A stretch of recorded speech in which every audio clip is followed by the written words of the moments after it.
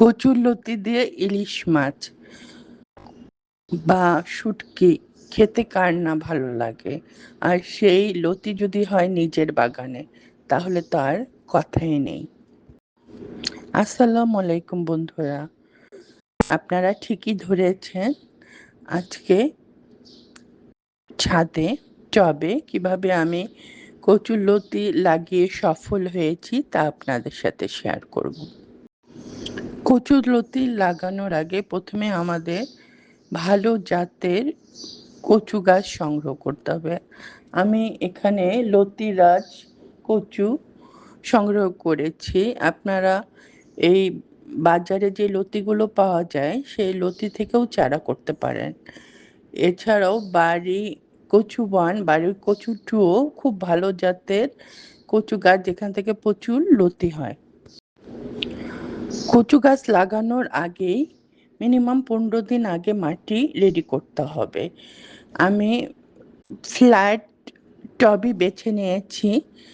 আর মাটি হিসাবে আমি 60% কিচেন কম্পোস্ট, যেটা আমি বাড়িতেই তৈরি করেছি, সেই কিচেন কম্পোস্ট, 20% বালি, 20% নর্মাল বেলে দোআঁশ মাটি নিয়েছি, আর 10% খোল, হাড়কুচি, শিংকুচি আর ছাই দিয়ে আমি মাটি তৈরি করেছি।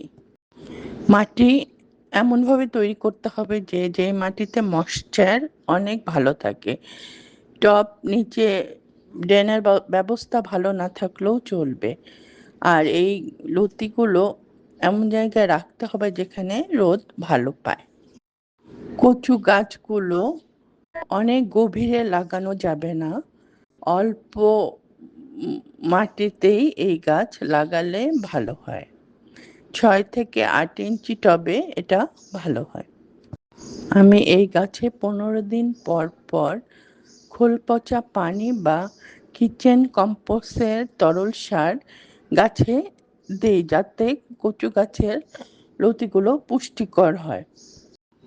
কচু লতিতে আছে iron, calcium, potassium, vitamin C এবং ফাইবার, যা আমাদের শরীরের জন্য খুবই উপকারী।